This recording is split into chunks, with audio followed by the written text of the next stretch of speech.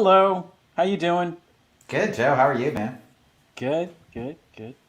Guys, welcome once again to Real Estate Reality, your live stream with Darren and Joe over at Urban Hillsides every week, every Monday, 2 p.m., barring some holidays and some other things we can't plan. But we're here for you, and we're here to talk about real estate. We'll go through active listings that are new that we think are noteworthy. We'll go through solds in the last 7 days, and we'll always have a good topic that we feel can impact you or perhaps your friends interested in real estate. So, without further ado, Darren, let me do the legalese. Darren Hubert and Joe Cloninger are real estate agents at Avenue 8 under the Urban Hillsides brand. All opinions expressed by Urban Hillsides or guests on this video are solely their opinions and do not reflect the opinions of Avenue 8. You should not treat any opinion expressed by Urban Hillsides as a specific inducement to make a particular investment or follow a particular strategy, but only as an expression of Urban Hillsides team's opinions. This video is for informational purposes only. All right. So it's like Groundhog Day, Darren. How's Week that, Joe? passes, Monday, here we are again. Busy week, busy weekend. We have that 3-unit Spanish bungalow out in Echo Park. That went very well so far. And we have a new thing coming up, don't we? A new property. We do. We have a 4-unit on a site that could also warrant larger development and delivered vacant. So it's a great investment opportunity. So if you'd like, it's about to go on the market, but you can always go to Urban Hillsides. We do have a sneak peek of one of the units to check out. And, it photoed well. It looks good.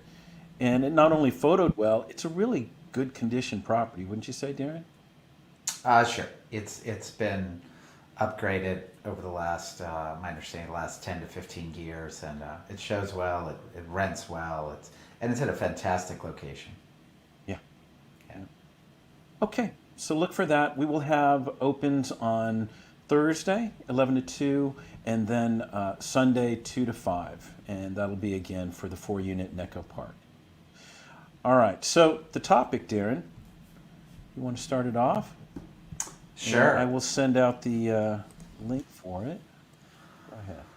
Well, so, we are members of AGLA, and not only are they, out there engaged in all the activities that are going on in real estate as it relates to taxes and tenant landlord situations, but they're also looking towards future legislation and things that might be coming down the pipe to, become part of the conversation about those items. And we came across an item that they sent out just last week that kind of brings up a topic that's been floating around for a long time, and approaches it in an interesting way. So we thought it was worth at least having a conversation about it, as I'm sure, it might not be 6 months until this really starts getting talked about, but I have a feeling the conversations will start coming up soon enough. And this particular piece of legislation is being labeled the Housing Affordability Act and Tax Cut of 2022.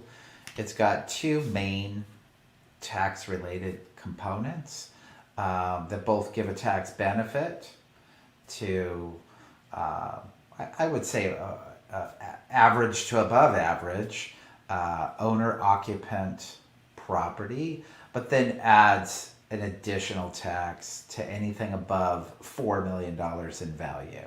And this is property tax.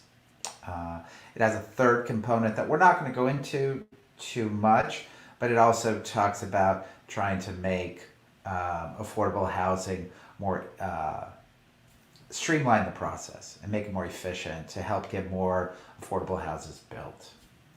So as important as a component, but working out those details, I just haven't got my head around yet, or I don't think they've got their head around it, to be sincere. But all right, let's jump into. Are you gonna be able to pull it up there, Joe, by chance? Put it on Yeah, the I've screen? got the Kaufman Legal Group Okay. document. Sure, and this is the document that was filed just last month. with the state attorney general. Again, I don't know all the mechanics on how something becomes law, but I do know that this has been filed and requested to be reviewed and distributed. So I'll just go into it talks about the summary in the beginning talks about how we're in a housing crisis in California, and it gets into some details. It talks about some of the reasoning behind this. There's not enough housing located close to where people work, and the price of housing is extremely high for the average Californian. Too many workers endure multi-hour daily commutes, Right. increases air pollution, quality of time with family, higher levels of stress and health problems. I think all those things are legitimate. The question is always, does any new legislation move towards actually helping solve those problems? Well, the thing that blew me away this morning when you mentioned this was since 1972, homeowners have only received a $7,000 property tax exemption. Right. It's like a joke. I used to see $7,000 exemption. I'm like, what's the point? Basically, Right. that means a tax exemption is defined as what the portion of the bill where you don't pay property taxes on. So if you have $1 million property, technically you're only paying taxes on $993,000. You're getting $7,000 tax exemption where you are paying no property taxes. Right? And they cite in there, and this is completely legit. From 1972, the average price of a home was $28,660. Compared to today, they're citing the average price is $700,000. To me, that I wonder whether there should be some regional adjustments again. Yeah. Some prices are higher, some prices are lower. Yep. But here's the proposal. This is the main component of the first category here that we're talking about. Is they're suggesting that $7,000 tax exemption be moved up to $200,000. That's legitimate. That would be That makes an impact. it's a true impact. That would be a $2,000 savings on property taxes annually. So that would have an impact on everyone. And I do like about this bill, they also talk about putting into effect a rent relief. There's a tax credit for renters, and they're talking about increasing that tax credit to $200,000 for head of household or family of 2 adults, or $1,000 per individual, and that's also substantial. I mean, that's giving an equal break to a property owner as well as a renter. So that's legit. They talked about tying construction streamlining and procedures, and specifically for affordable housing for what they're calling middle and working class families. Again, that's what's so hard about any new legislation these days is the difference between the impact it has on someone in the city compared to someone in a rural environment. The impact it has on somebody who's at where an average price is $1 million compared to where an average price is $300,000. There are components of the lending system right now that are backed by Fannie and Freddie, and they define areas as high cost areas. I don't know if that's, maybe I should know. I know LA is a high cost area, so I really haven't researched it too much further than that. But are there medium areas? Are there low areas? But at least there's 2 tiers minimum. I feel like there almost needs to be tiered systems with when there's such a difference in prices and the impact those things will have on individuals depending on where you live. The thing that we're not going to get into, and I'll touch on it for a moment, it's the last item of this document, is how do you legitimately create affordable housing? It truly has to be a public-private venture, in my opinion. But what always gets me about the public-private venture is that the public is going to be seeking profits. It's just what it is, okay? And then everybody wants to label them as bad people because they're out there to make money. You know, it's. I'm not going to label them as bad people. I'll just leave it at that. But when the public gets involved, I'd like to see where the public can really bring some value. I would like to see government bring its negotiating power to the table to help create more affordable housing. But they tend not to. Even in the apartment sector, I talk about, well, why doesn't the city go out and help negotiate lower costs for trash and for utilities if you're having to restrict rent? Because then that could be directly passed through. Okay, you can't raise rent, but at the same time, we're going to give you a better rate on utilities because we're restricting your profit here, but we'll help you out here. You know, the same thing has to happen when they talk about building affordable housing. The two entities need to come together because you can streamline all this stuff, but unless you put restrictions on price, the reality is the person who's building it is just going to increase their profit. That's all that's going to happen. I just really want to see people work together more to try to find common solutions. So we'll see if this leads to conversations of that nature. Let's see here. So it does define that in this document, they're suggesting that it be for an owner-occupied residence only. Okay? So otherwise it would just be the normal amount. Only owner-occupied residences would get this deduction. Then they go on to talk about the renters, as I mentioned, $2,000 per household, $1,000 per individual.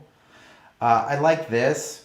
This obviously is a component that should be built into every piece of legislation that has a fiscal component tied to it, and that is, it talks about adjusting based on inflation on an annual basis, up to shall not exceed 2%. Obviously the $7,000 that was established in 1972 has never adjusted for inflation. It was just a fixed number. Yeah. May have been the right number at that time. It certainly isn't the right number almost 50 years later. Unless you build that into the bill or the enacted adjustment, it won't take effect.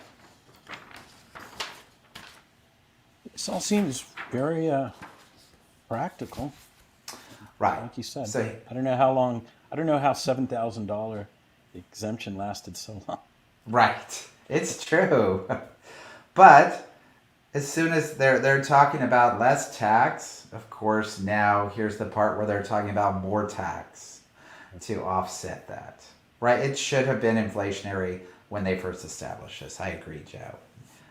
So the more tax component is a new tax code that would basically create what they call a split roll on properties, meaning that depending on what situation you're in, your property tax will fall into different categories and be a different amount. It will not be a single amount for all properties in California.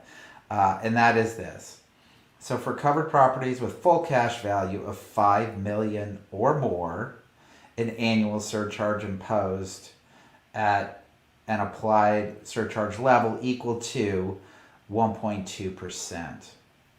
So those who own property, and they do not distinguish in this suggestion, distinguish between owner-occupant or non-owner-occupant or type of property. It's any property over $5 million will receive an additional 1.2% tax. So people with properties over $5 million will be paying 2.2%, the 1% standard plus the additional 1.2. And then they establish an adjusted range, reduced less than the 1.2% for between 4 to 5 million. So basically it says anything over 4 million will have an increased tax. It'll be a prorata between 4 and 5, and then once you hit 5, it's that additional 1.2 for anything above that amount. They also point out, which I thought was interesting, because there are a lot of, particularly on a commercial commercial leases, there are a lot of triple net leases out there, which means the tenant pays for everything. Tenant pays for tax increases, insurance increases, whatever. They do point out no person responsible for paying the surcharge for covered properties shall directly pass on the cost of the surcharge to any tenant. So they prevent the owner from passing that surcharge on to the tenant, which would be the case automatically in a triple net lease unless it defined it differently. Okay. So some unhappy people, it sounds like, Oh, sure. Yeah. on the higher This side. is a substantial tax on the wealthy. But there's, Yeah. and look, I understand the argument of, the whole purpose of Prop 13, or at least as it was marketed, I'm sure there were some people in the background that had different intentions, was to, prevent grandma from getting kicked out of her house because she can't afford to pay the taxes anymore, because she's on a fixed income, and variations of that. But it wasn't meant to give business more profit. And that's what this is saying. If you're making if you make a certain amount of income, or if you own a property that has certain value, then you should pay more taxes on it. The state should get their taxes due to them. But I would be surprised if this was to go forward, that if they wouldn't make an exception even for a higher priced single family. Look, grandma could have bought her house in 1972 for $500,000 and it could be worth $5 million now. And Yeah. she still might be on a fixed income. So the same thing could apply in that scenario. And it does point out that it's basically all property: commercial, residential, industrial, mixed use, and even land. The only exceptions it makes are Yeah, for... There's some Yeah, there are. They're low income housing. low-income housing, agricultural property. Things that are restricted by deed to lower income occupants. Vacant land. Was that it too? Vacant land as protected for open space only. Open space. Right. And some recreational and educational use as well. So that's it. The other portion of the document talks about how to try to get more affordable housing to market in an expedited way. It doesn't go in too much to how to do it in a more affordable way. And again, there has to be an affordability in building, the cost of construction to get it to market, and how is it going to be maintained at a lower price. Public housing in our country does not have a strong history, and I don't know what it's like in other countries. Maybe it's done successfully, and that could be an option if there are examples we could follow. But I know in this country we have not had a very successful public housing project, and this is a variation of that, and it's going to be a public-private venture in some way, because nobody's talking about going back to a true public housing situation. So there you go. Okay. Well, I guess we'll find out later, right? If this happens or not. It's an issue. Yeah, like I said, I think the conversations about this will start flowing. It'll be interesting to see where it goes. All right.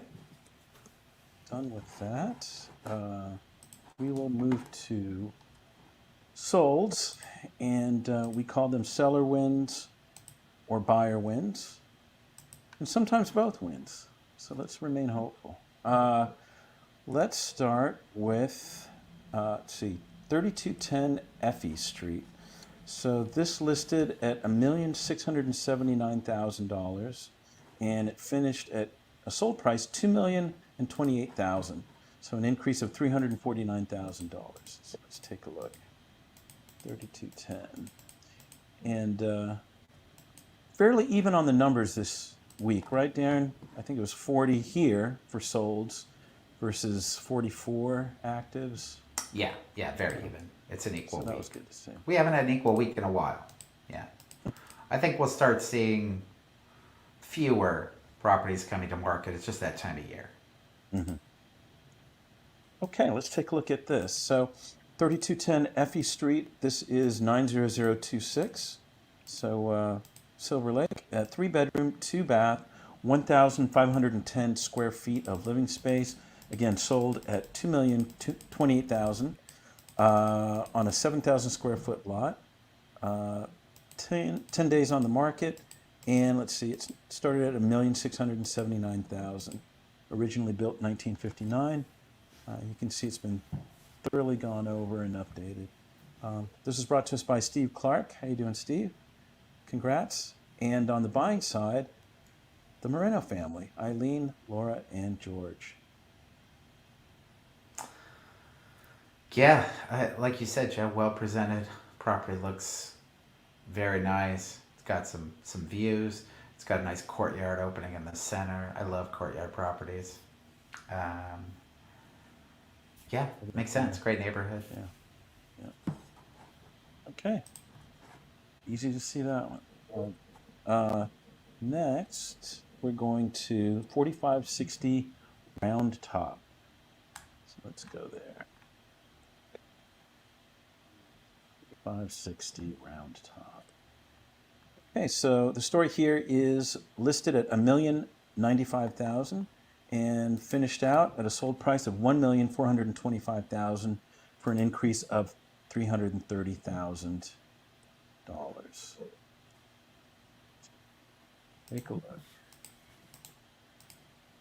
All right, 4560 Round Top Drive, 4-bedroom, 4-bath, 2,312 square feet. Sold $1,425,000 on a 9,000 square foot lot. Like I said, started at $1,095,000. Days on market only 11. Originally built 1926. Again, upgraded. And this was brought to us by Kevin Gran. And on the buying side, Yoon Hee Kim at Dream Realty. So congrats to both. Do you see it? Do you see what's going on here? No, I don't. Okay, next. Here we go. Because I don't see it either. Oh This my is God. units. Yeah. I'll start see. there. And it's just, 2-level main house. Yeah. yeah, I don't know, man. The front looks as plain as it comes. Yeah. Yeah, okay. Yeah. Great job, seller. It was a good match for someone, and they were willing to pay for that match. Yeah. And often that's all it takes, Mhm. right? Doesn't have to appeal to everyone. Just one. All right. Next one is 1339 Fulham. Let's see. 1339. There it is. Okay. So this is an area we love. Let's see. 1339 McCullum Street, 2-bedroom, 3-bath, 1,451 square feet of living space, sold for $1,850,000. This is in Silver Lake Echo Park area. Lot size 4,800 square feet. Days on market 11, and started at $1,525,000. Again, $1,850,000. It was originally built 1923. And brought to us by Tracy Doe and Melinda Ray over at Compass. And on the buyer side, Alexandra Care. So, what do you think? Super clean outdoor space. Yep. It almost looks like sand.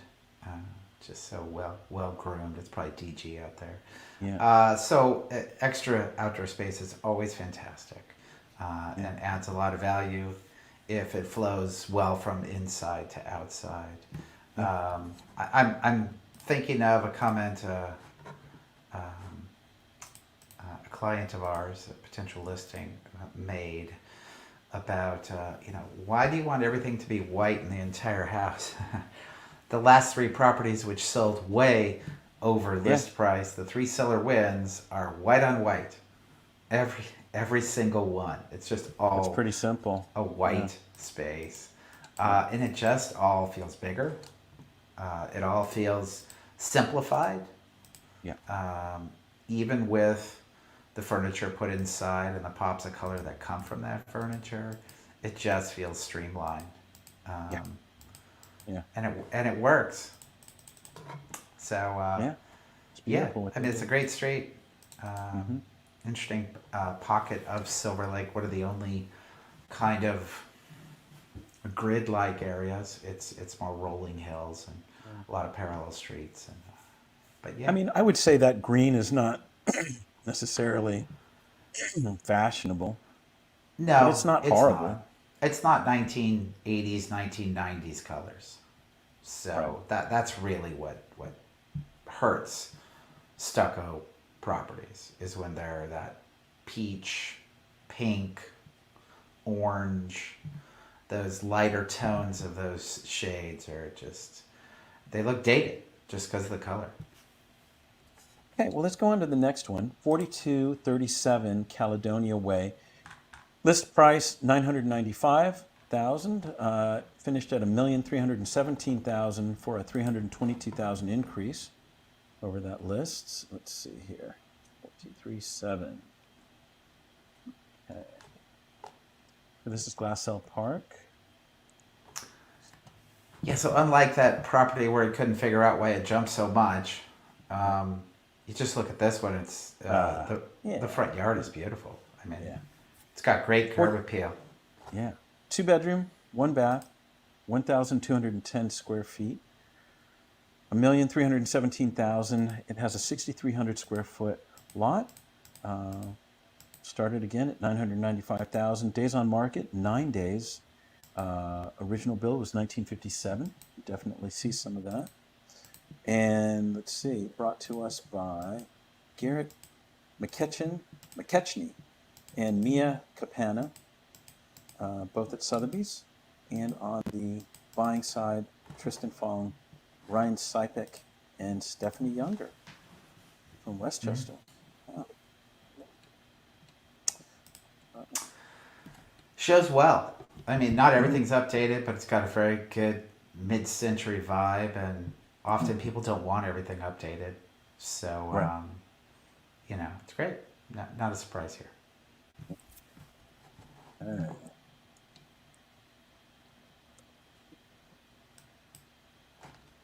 All right.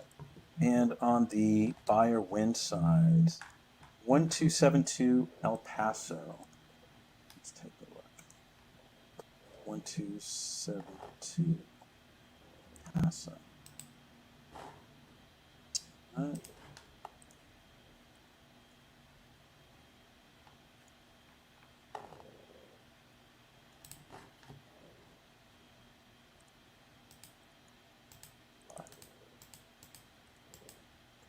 It's groaning horrible. 1272 El Paso Drive. This is in Mount Washington. It's a 2 bedroom, 2 bath, 965 square feet of living space. Sold for 935,000. Nice sized lot, 7,200 square feet, and took 58 days on the market. It started at an original price 975,000 and then dipped to 960. Original build was 1935, and this was brought to us by Rachel Radikos at Harriman Realty Group. And on the buyer side, Angela Bond, Keller Williams, Larchmont. So, Sure. yeah, buyer win for sure. Yeah, congrats What do you to think Angela. kept this down? It's been a long time. Gosh, the seller wins are plus 300,000-400,000. A buyer win is minus 30,000. Right. But it is what it is. So I mean, El Paso is a slightly busy street. Right. That probably helped get this sold, but it looks like a very nice property. So good for the buyer. Yeah. It's got to feel good to get anything below list price these days. Definitely some things to improve on, but a good place to start. You haven't given all your money away. Okay, next. Right. Okay, the next one is 2037 Northeastern Avenue. Let's take a look at that. 237. Hold on. 2037. There it is. Okay. So the story here, price-wise, is started at $739,000 and dipped down to 705,000 for a 34,000 discount. Let's take a look. So this is over in El Sereno, right? So definitely a good place to start for a first home, most of the time. Let's take a look here. So 2 bedroom, 2 bath, 1,250 square feet. Again, sold 705,000. Nice lot size, 7,000 square feet. Took 14 days on the market to sell and started at 739,000. The original build year was 1951, and this was brought to us by Christopher Cervantes of E Homes and Aaron Neckreiner at E Homes. Bought by Leslie Tetz on the agent side for the buy. Yeah, not staged. Looks a little messy. Yeah. And Eastern again it's a busy street. Yeah. Yeah. So the discounts are coming where there's kind of something that you can't get beyond. It'll just be something a buyer has to accept. Right. Now it does say here, incredible duplex and highly desirable area of El Sereno. Yeah? Let's see. But they sell it as a single family. Oh, let's see. 2 1-bedroom, 1-bath units, approximately 625 square feet each. Got it. Just turn it into a house. That's what they did. Okay. Next is 2214 Ben Lamond. Let's see here. Ben Lamond.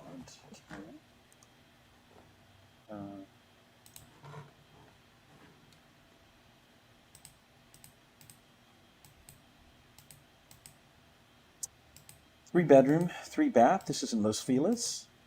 Square feet of living space. It's 2,679. Sold for $1,860,000. It's on a 7,000 square foot lot. Nice curtains. Days on market 150. Wow. It started at 2,100,000. Then it went to 1,900,000. Then again 1,860,000. 1939 was the original build, and brought to us by Kirk Giroux and Andrew. Oh, just Kirk Giroux. And then on the other side, buyer side, Andrew Rhoda and Derek DiMaggio over at Compass. So, yeah, you can tell pretty quickly if you guys have been with us a while. No upgrades. Not too far off from 1939, it looks like. Well, it'd be better off if it was closer to 1939. Yeah. Looking at the bathroom. Yeah, the bathrooms, the curtains, the shade screens in front. It's at least a cosmetic fixer. At minimum, and yeah, some tile change out, some wallpaper removal. So there's going to be some construction going on in this place. Yeah. All right. Next is 420 Del Norte Street. Let's take a look.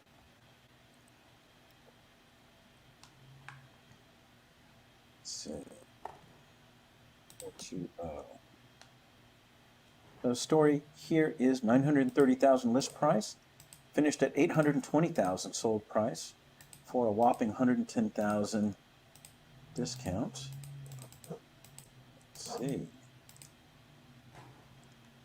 All right, so 420 Del Norte Street. This is in Mount Washington. 2-bedroom, 1-bath, 1,021 square feet on an 11,000 square foot lot. That's nice. Days on market 48, and it started at 955,000. 1909 is the build year, and brought to us by Christopher Cervantes and Aaron Neckreiner over at E Homes. Bought by Amanda Bernardin and Richard Schulman at Keller Williams, Santa Monica on the buyer side. What do you see here? A lot of projects? Yeah, project again. some yeah, a project for sure. I forgot, It's a what great is this? neighborhood. Oh, Cypress Park-ish, kind of. Yeah, I mean, it's got carpet. It's got undesirable wood paneling, dated kitchen. Yeah, it's going to be a remodel. Easy to see.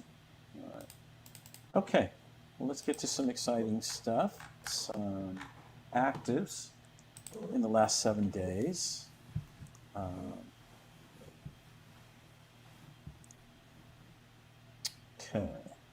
So, oh no, sorry. Still 7 days.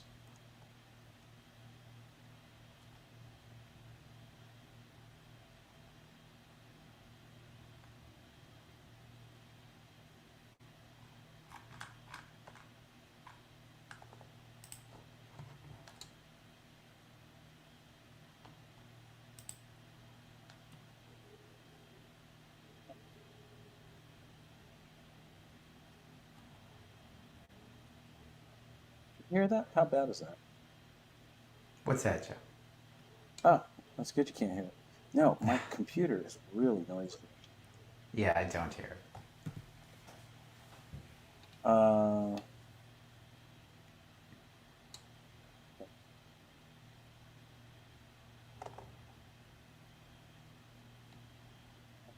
Listings. Oh no, these are sold.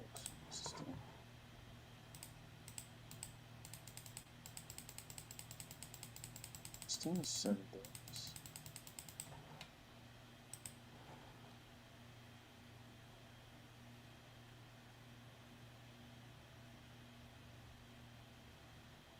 Okay, 45 actives in the last 7 days.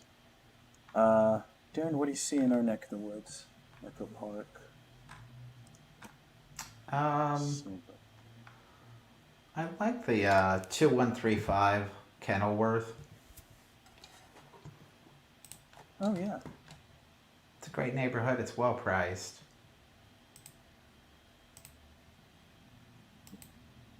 This looks like.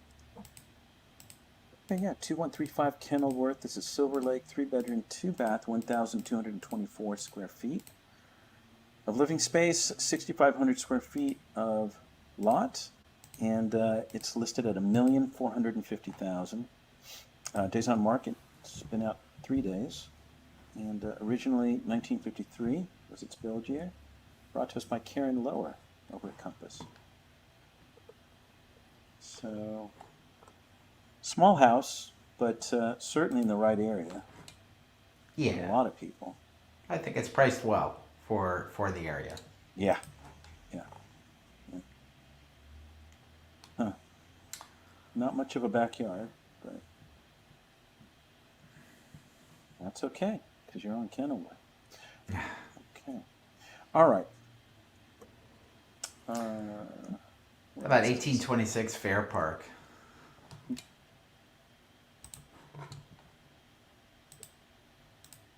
There it is. Highland Park? No, Eagle Rock. Yeah.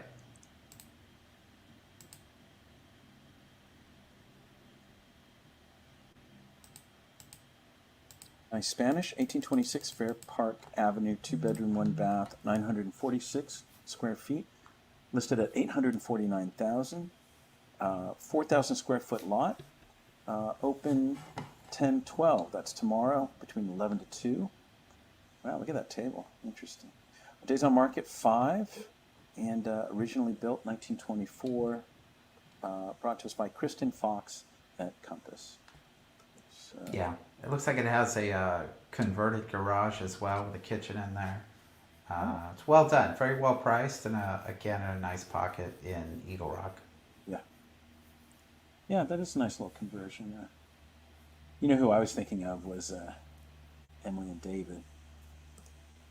Sure. I don't know that he wants to work on his motorcycles in that garage, though. Right. You'd have to change it. Sure. All right. Next. All right.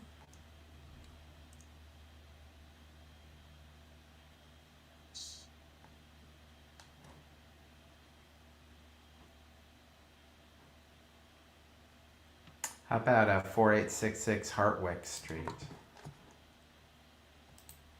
666.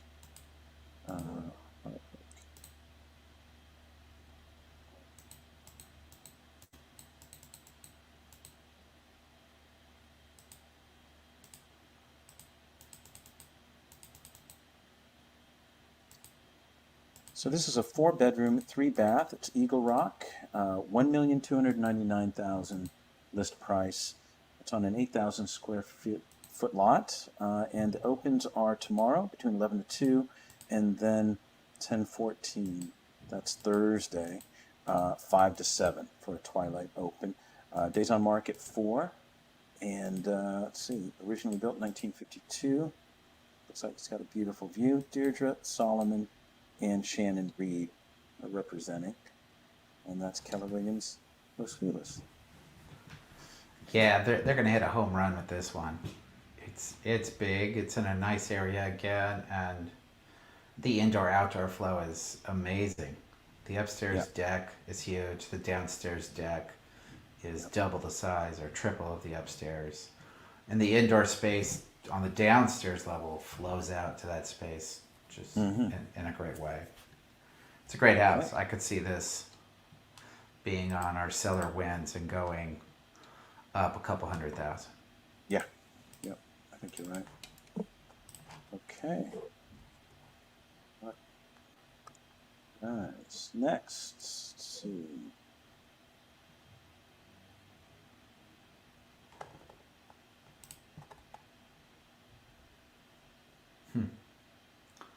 By 2771 Lytel Place.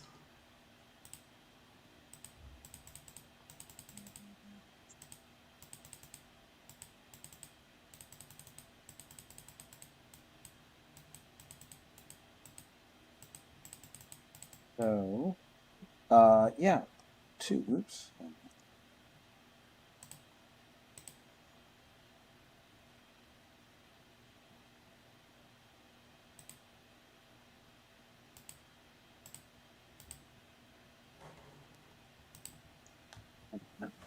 Let's see.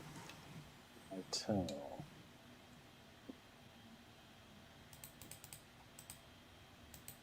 Okay, so this is in Glassell Park. It's a 2-bedroom, 2-bath. It's 1,478 square feet, listed at $1,395,000. It's on a 5,403 square foot lot. Open tomorrow, 11 to 2, and it's only been there for one day on the market. 1923 was the original build, and this is brought to us by, Rob Callick. Yeah. This is a very interesting period piece. If you go to photo 36 and go forward from there. Oh, wow. Yeah. Wow. This is where the paneling works, but the walls are carpeted. It's very got that 80s rust carpet, rust on it. Yeah, very 1970s, Yeah. like conversation pit room kind of vibe going on there. This is going to be somebody who just falls in love with this house. Yeah. It's got a great going to be view. willing to pay for it. Yeah, and it's quirky. It's got a little quirky. Very quirky. Yeah, and the outdoor patio space connects to that room, and it looks like a great house for gatherings. All right. Okay. Let's see.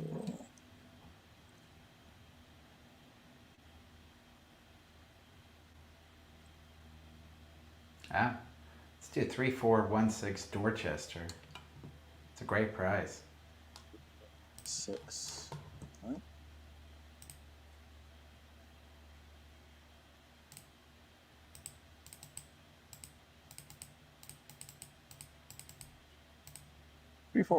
Dorchester. This is El Sereno, and it is a 3-bedroom, 2-bath, 1,506 square feet, plus a trailer in the back. $895,000 starting price, list price. It's on a 6,800 square foot lot, and the opens are tomorrow, again, 11 to 2, and then 10:16, I believe that is Saturday. Yeah, and that'll be 2 to 5. Days on market 4, and originally built 1928, And Brad Holmes and Joanna Soul are representing this for the sellers. So Look at the photos of the inside of the trailer. okay, 29.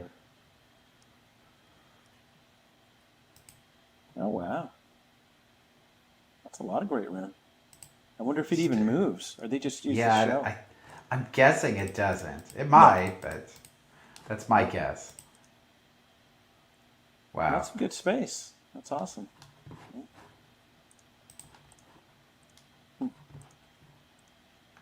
Outdoor kids play space, man.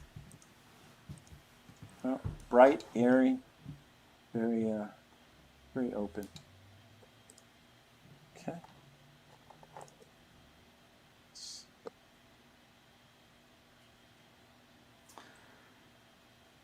I want to check out, we haven't been over there in a while, 6149 Mount Angeles. 6149. There it is. Oh, 9. Yeah, there. Okay.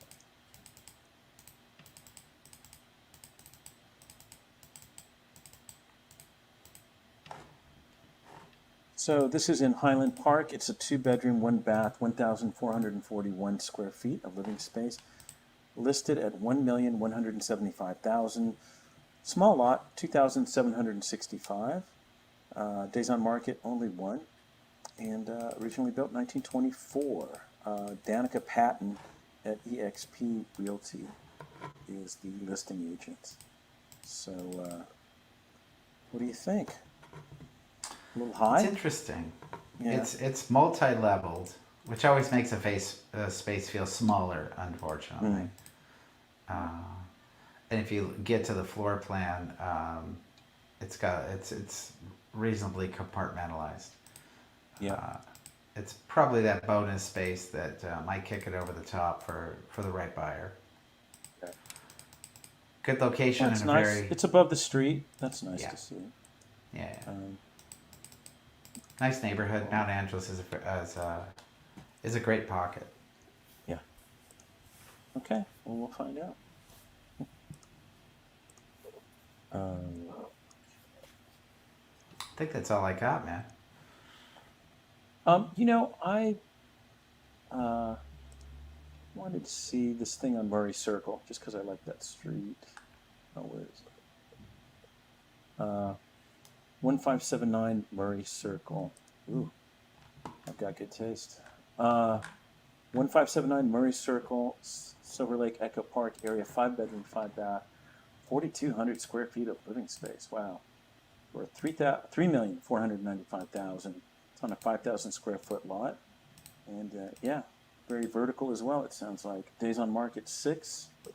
Let's see what it looks like. Sorry.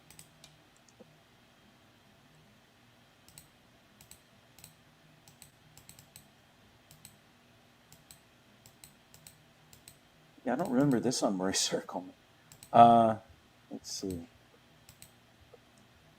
I've used, let's see, 2020, so new build. That's why I don't remember it. Brought to us by Rick Chimienti over at Berkshire Hathaway. Wow, 2 islands. Very Yeah, nice. the views are great. It's got a pool, rooftop deck. Yeah.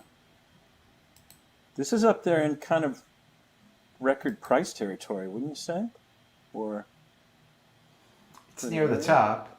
yeah. I don't know about record price. Now, we've been like hitting record prices every week, it seems like. Yeah. Wow, look at that tub with the views.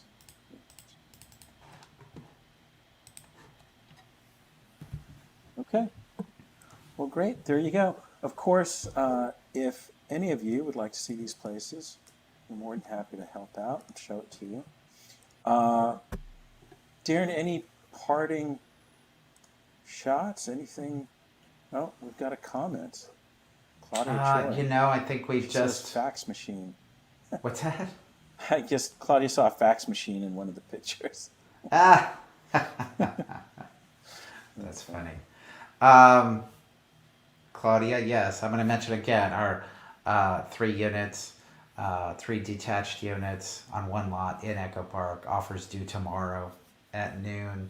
It really is a great opportunity, with 2 of them being delivered vacant, including the 2-bedroom, Yeah. with fantastic downtown Mid-Wilshire views. It's great views. You know, I have to say, I said it earlier, but there were really no big complaints about the place during the open houses. Right, I think No? in walking through and hearing people's perceptions and what they could do, somebody was talking about rooftop decks. That would be amazing Wow. in those spaces. It's nice that they're all tiered, that you can get a rooftop deck on all 3 of them. So yeah, it just has a great amount of potential, and it's great the way it is, but it even has more opportunity. So yeah, good find in Echo Park, and 1 building away from walking, you can walk directly into Elysian Park. So that's pretty amazing. Cool. All right. Well, guys, take care. We'll see you next week, Monday, once again, 2 p.m. Have a great one. Bye. Take care. Bye.